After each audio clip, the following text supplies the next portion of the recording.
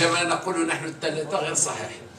نحن الذين نملك الحقيقة، نحن الثلاثة، وسنبلغكم بها في حينها. لذلك ثقوا فينا حينما نقول لكم أننا أقوى مما كنا منها في الماضي، ولنا إحساس قوي بالاشتغال أكثر، بل لنا رغبة في العمل أكثر، لأن خدمة هذا البلد وخدمة هذا الشعب مفخرة لنا ونشان على صدورنا.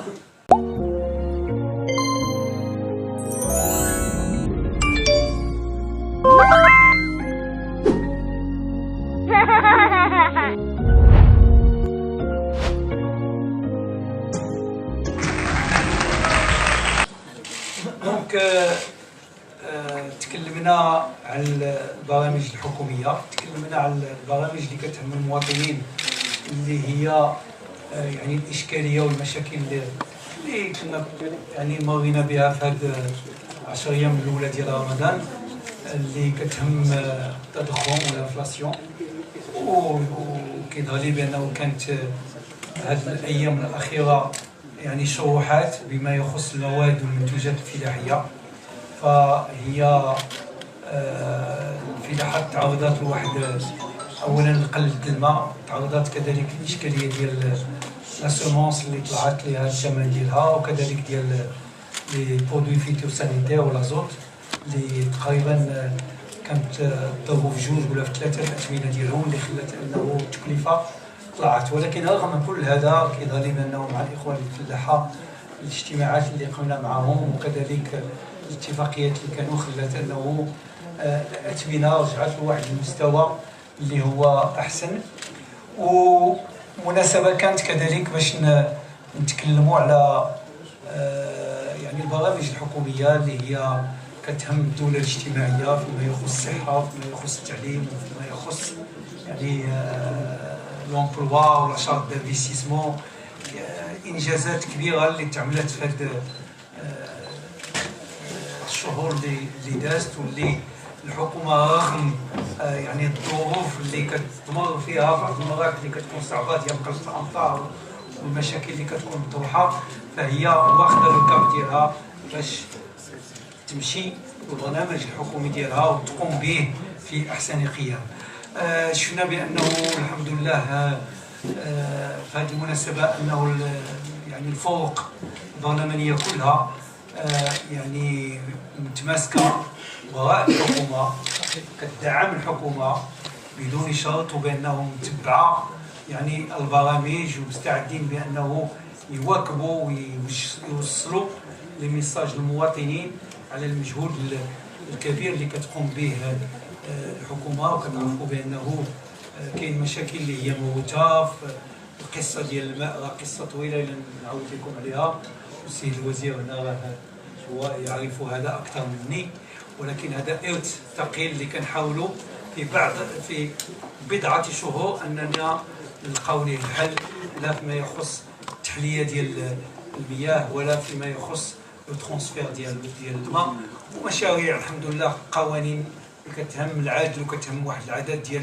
القطاعات اللي غادي نجيبوا بها في الشهور المقبله. اذا الديناميه كاينه، الحكومه مواصله العمل ديالها بجديه، الافق باين، لي كريز اللي كيبانوا اللي هما حقيقيين يعني كنعالجوهم، واللي هما مصطنعين كنجاوبوا عليهم. واللي كيهمني انه شفت بانه الحمد لله رؤساء الاغلبيه اللي حاضرين معنا مشكورين، كيدعموا وهما ولا الفرق ديالهم ولا الاحزاب ديالهم يدعمون هذه الحكومه بالنجاح، حتى ان شاء الله تعطي النتائج اللي كيتسناو منها المواطنين في احسن الظروف. تفضل السي وهبي. شكرا سيد الرئيس، مساء الخير. بغيت على كل اللقاءات اللي كتكون بين قيادات الاغلبيه، بحكم اننا حجمنا قليل كقياده، ثلاثه القيادات، أنا حكومه منسجمه وحكومه تشكل قوه، توافق بين قياده الاغلبيه، نلتقي باستمرار.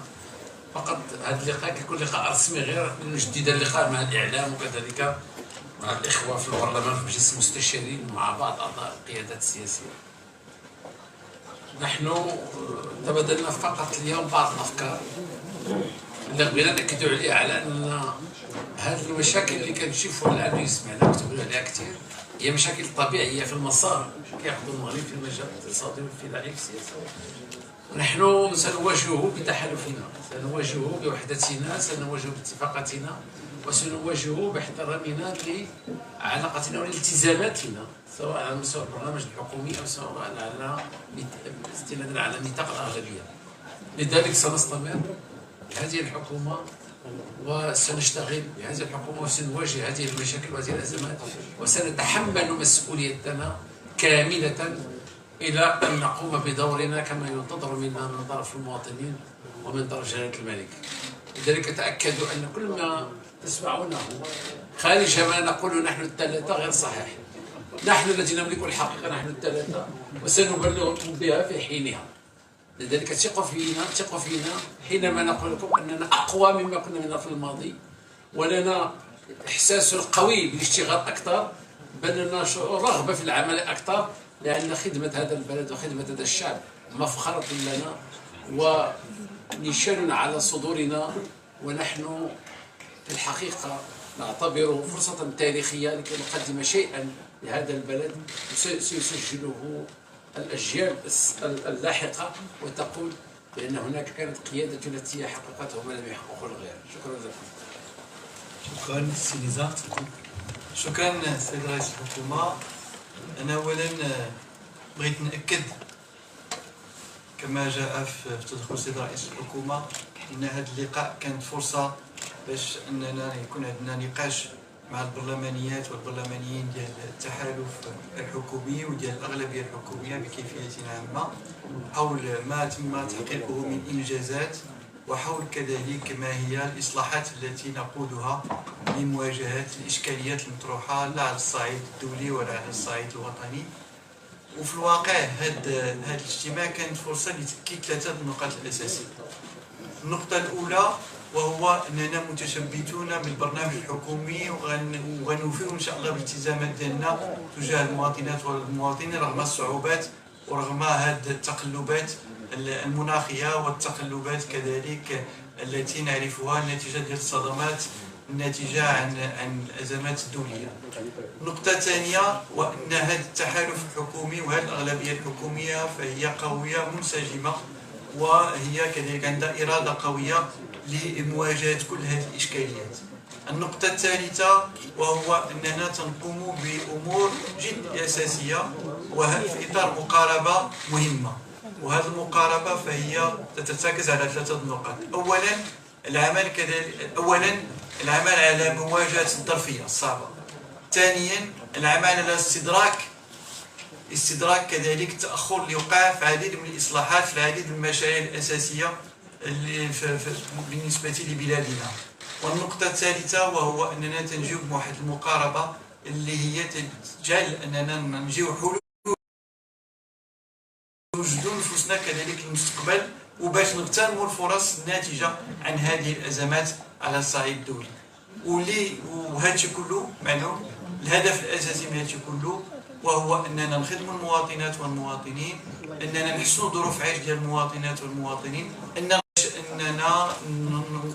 نعطيو الإمكانية للارتقاء الاجتماعي بالنسبة لفئات عريضة من المواطنين ويكون استهداف. واليوم الحمد لله ورئيس الحكومة أكد ذلك في الاجتماع ديال الأغلبية، وهو أن من بين الأوراق الكبرى اللي عطى انطلاقة ديالها جلالة الملك المرتبطة بتعميم الحماية الاجتماعية، فتحقق الجزء الأول المرتبط بتعميم التغطية الصحية، وغنحققوا إن شاء الله من هنا لآخر السنة الجزء الثاني المرتبط بتقديم الدعم للأسر المغربية المعوزة في إطار الاستهداف وفضل كذلك السجل الوطني الموحد، السجل الاجتماعي الموحد اللي هو عرف انطلاقة ديالو. اليوم العديد من المواطنات والمواطنين في كل أقاليم المملكة فهم يسجلون أنفسهم لكي يستفيدوا بهذا الدعم.